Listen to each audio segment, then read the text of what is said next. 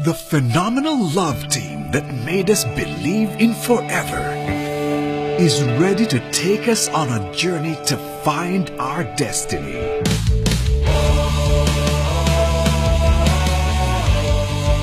Dolce Amore.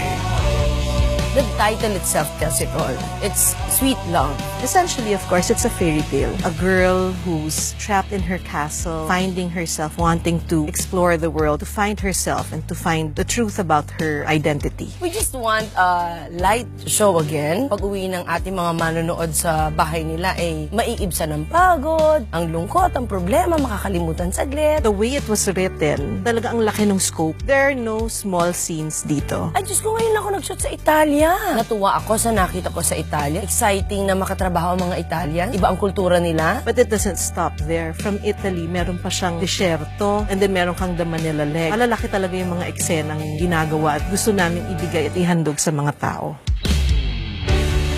Starring Liza Soberano. I play Serena, the daughter of two socialites. She was given everything. She loved soccer, which she was never able to do because her mom wouldn't allow her. My mom wanted me to fit in with all the other people that lived a glamorous life, but I never really wanted that. I always thought there was something more to life. Serena, aspetta! Vi sarò grata per sempre, mamma. Ma voglio vivere con qualcuno che amo. È tuo dovere obbedire ai tuoi genitori, capisci? E questo che sono per te, mamma?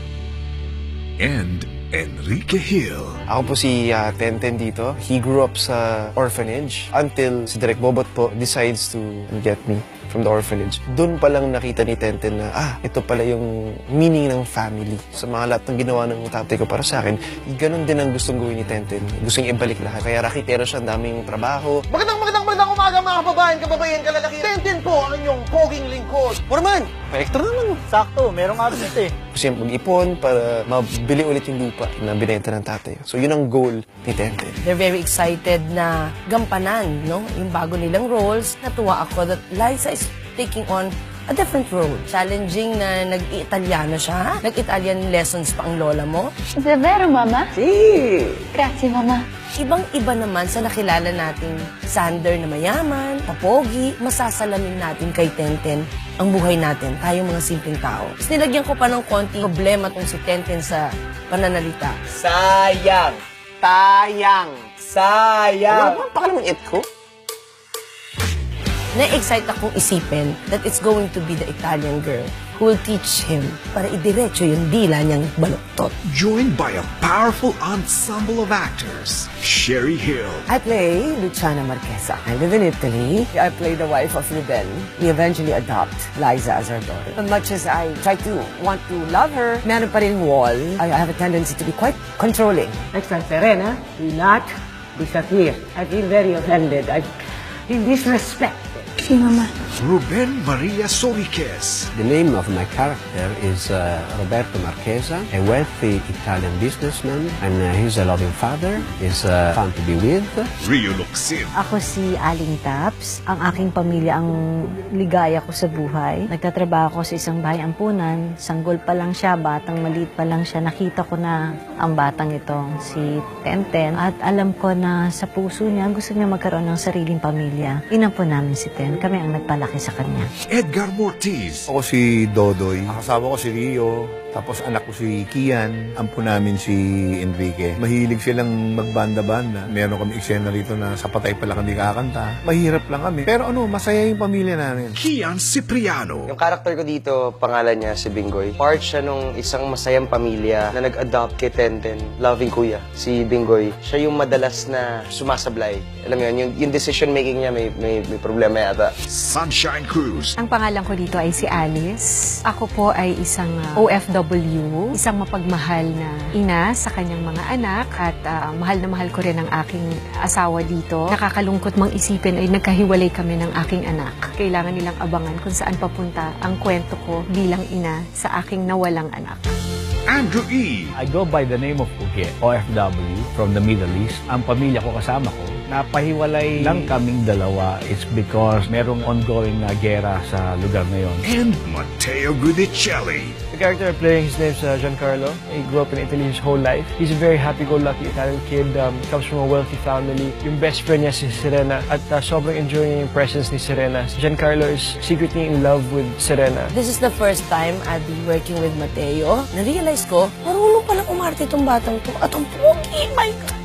My God, ang pogi niya sa Italia. Naniwala akong Italiano siya. He speaks it very well. He has that confidence that I needed for Giancarlo. And I'd like to see more of him. Mi piacciono altre ragazze. Ti dico che è il momento giusto, ok? Pangit, no? No. È bellissimo. Maganda. Maganda. Directed by two of the most brilliant directors of this generation, May Cruz Alviar and Kathy Garcia Molina. I can assure the audience that Liz Ken will give them something new, and there's something to watch out for every day again on primetime television. We hope to make your nights kiligable again, and sana mapangiti uli namin kayo at mapatawa. Kung paano namin kasayang ginawa ang show na to, sana maitawid namin sa inyo yung sayang yon. Kung gusto nyong kiligin at ma-inlove ulit, panoorin nyo ang Dolce Amore. Yung shots pa lang, kung makikita niyo yung trailer, yung shots, yung chemistry ng bawat characters, astig talaga eh, iba. Oh, visuals, shots, Kathy, she's amazing. She's very meticulous. And there's a reason why I think she's now a blockbuster director. Every frame looks like an artwork. Sigurado ako magugustuhan niyo to dahil masaya to, maganda at kikiligin sila. The Filipino televiewers will be in for a very nice treat. Makikita mo si Michelle dito, makikita mo si Andrew E. dito, kami ni Bobot, magsasama kami. Ang daming mga funny situations na nakakatuwa talaga pagpapanoorin nyo, kaya marami kayong naabangan. The approach is going to be done in a very classy way. Well, I wouldn't have settled for anything less. It's a Star Creatives original, so it's always nice to watch something new. Na-miss yung feeling of Forevermore. This is the best teleserye for you guys. It's gonna be light, but there will also be some times na kukuritin yung heart ng manonood. Mga pamilya, sa lahat ng mga Liz Ken fans, sa lahat po ng mga Pinoy dyan sa buong mundo, malapit na po ang Dolce Amore. Coming this February 15 na po, magandang Valentine's surprise to para sa inyo. Abangan!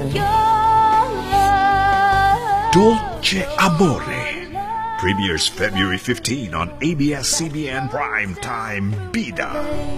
I feel the chill inside.